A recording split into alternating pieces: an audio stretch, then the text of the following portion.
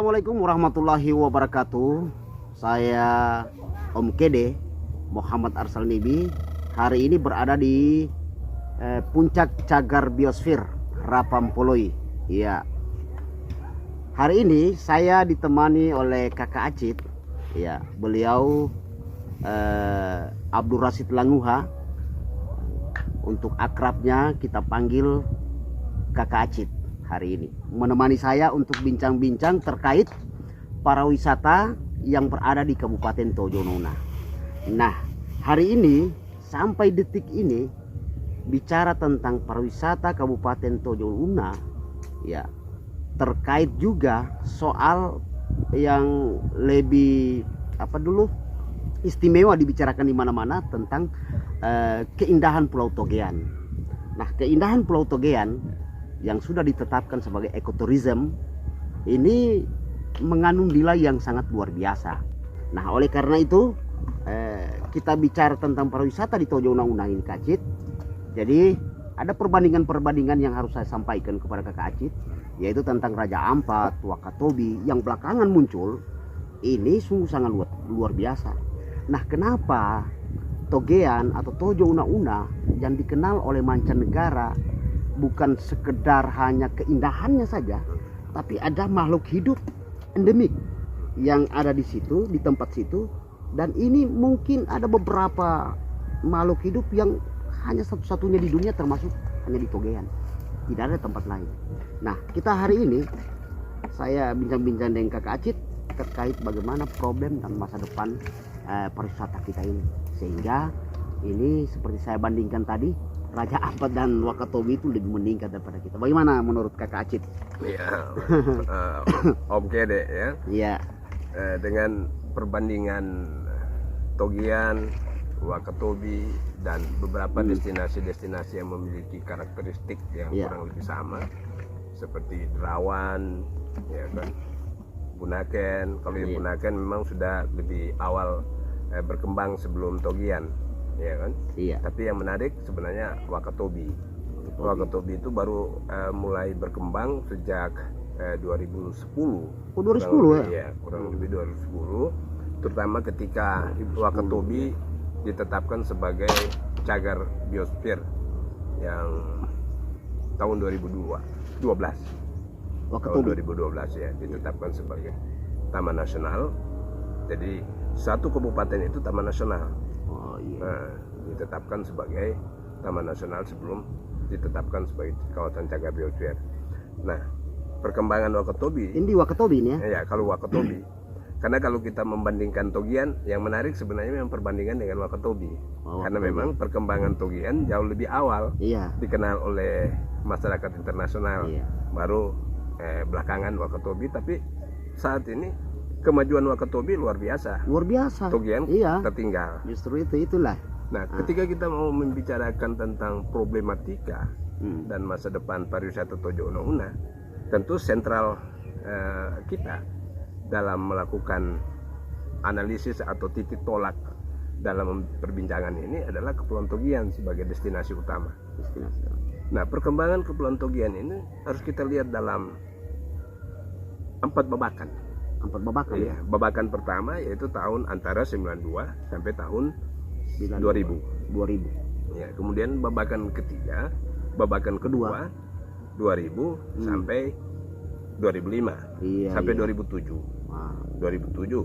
Nah, 2007 sampai kepada babakan sekarang. Ketiga. Babakan ketiga sampai ke 2019. Nah, kita memasuki ke babakan keempat. Iya. Dengan jedah wisata akibat pandemi COVID-19.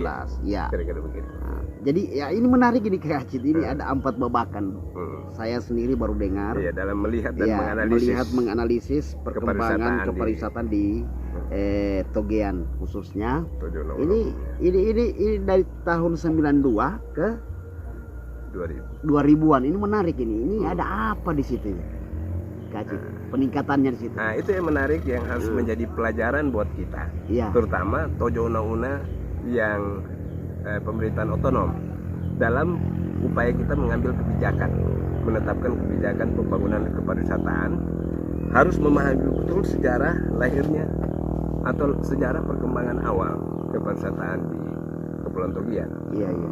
Jadi harus dipahami betul bahwa Togian ini berkembang bukan karena promosi wisata. Bukan ya? Bukan. Oh. Jadi bukan karena investasi Iya. kepariwisataan, tapi dia dikenal oleh masyarakat internasional dari hasil penelitian ilmiah. Oh, penelitian ini. Ya, penelitian tahun 92 seperti Sulawesi Pyramid Project, Iya. itu penelitian monyet Sulawesi.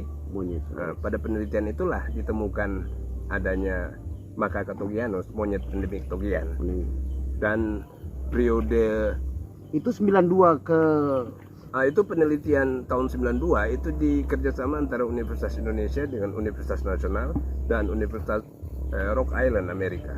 Nah, proyek penelitian itu memungkinkan banyak sekali peneliti dari luar datang untuk meneliti yang difasilitasi oleh proyek.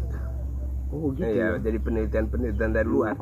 Nah, pada masa itu masyarakat bilang turis. Padahal sebenarnya mereka adalah peneliti. Peneliti Iya, itu banyak ini, sekali. Iya. Nah, kemudian tahun 94 itu penelitian semakin intens dilakukan oleh lembaga-lembaga penelitian. Sudah banyak sekali lembaga-lembaga penelitian yang masuk pada waktu itu. Ada Wana Research, ada Bina Sains Hayat Indonesia, ada Universitas Indonesia, ada Universitas Nasional, Iya. universitas dari luar, banyak sekali pada tahun 94 itu. Iya. Itu yang kemudian peneliti-peneliti itu dari luar datang bersama-sama dengan peneliti nasional. Jadi yang membawa peneliti-peneliti ini membawa peneliti dari luar itu disebut sebagai pemandu wisata. Berarti menariknya begini Kak Kacit. Berarti pada saat itu pada saat era 92 ke 94 itu penelitian, berarti Togian ini sudah mulai dikenal.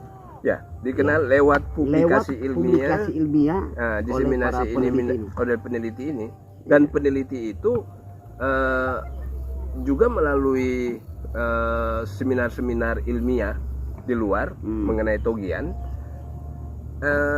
mempublikasikan, menyebarluaskan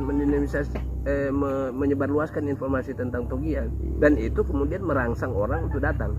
Jadi ada yang datang kemudian bukan lagi peneliti, tapi orang yang mendengar informasi penelitian untuk melihat bahwa di Togian kekayaan biodiversity yang ada di Togian dari hasil penelitian itu. Kecenderungan itulah awalnya kemudian memicu kunjungan wisatawan non peneliti. Bukan oleh promosi pemerintah atau promosi pelaku usaha. Berarti terjadi ini para wisatawan hadir di Tojo Una itu terjadi karena sebuah penelitian yang dilakukan oleh para pakar. Iya, peneliti.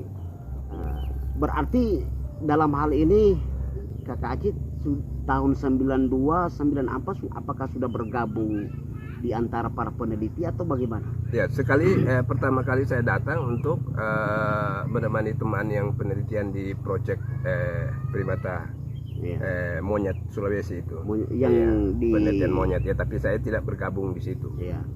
Nanti saya mulai bergabung tahun 94 dalam proyek Biological Conservation Network, satu proyek untuk mengembangkan inisiatif-inisiatif masyarakat dalam pengelolaan sumber daya alam yang ramah lingkungan.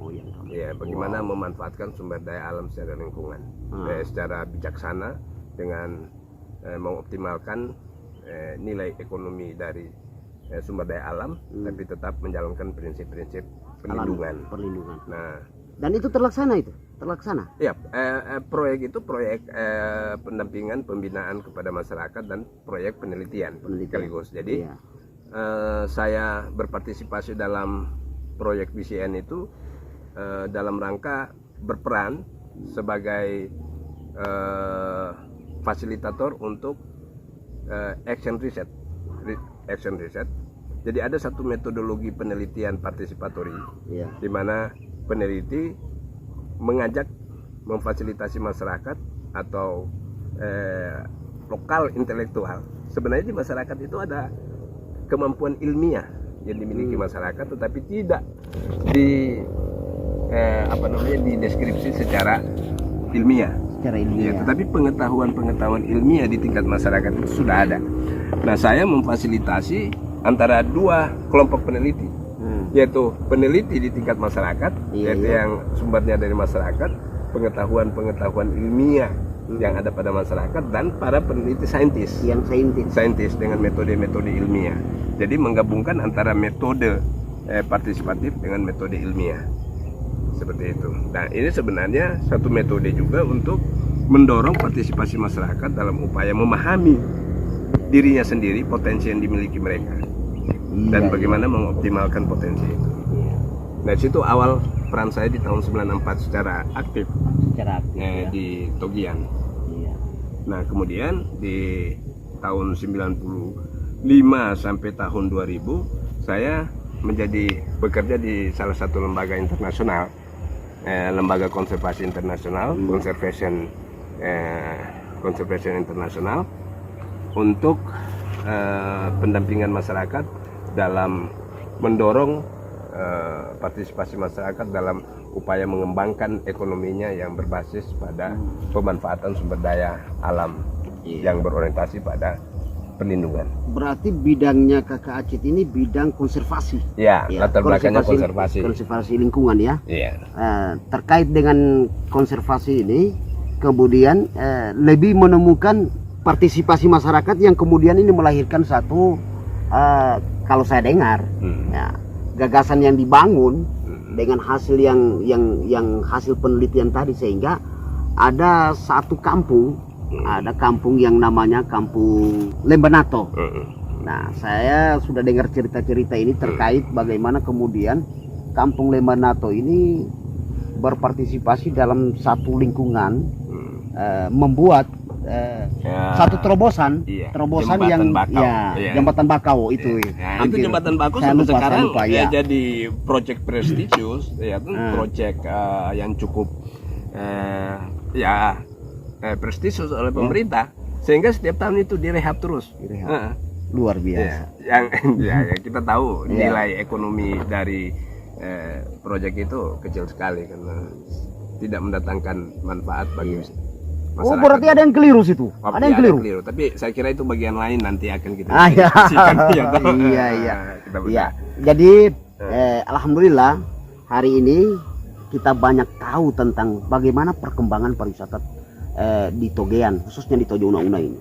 Ternyata pariwisata itu lahir dari sebuah penelitian, lahir dari para peneliti luar ini, kemudian kerjasama dengan peneliti nasional, sehingga melahirkan satu menemukan beberapa makhluk yang kemudian dikenal dunia. Ya, ada yang kemarin kalau tidak salah saya itu tahun 2008, itu ada salah satu jenis hewan laut yang sangat kecil, 1,80 cm itu, seperti kuda laut itu, dan itu hanya dapat dilihat oleh turis dengan menggunakan kacamata khusus. Nah, ini sangat menarik sekali. Nanti kita akan bahas lebih lanjut bahwa ternyata Togean itu penggunaan pariwisatanya serba unik. Ya, ini yang sangat menarik. Oke, kawan-kawan sekalian, demikian bincang-bincang saya dengan Bung Abdul Rashid atau Kakak Abdul Rashid, Kakak Acit lebih akrab lagi. Hari ini sudah menemani kita di Bukit Rapampoloi. Terima kasih. Nanti kita ketemu. Assalamualaikum warahmatullahi wabarakatuh.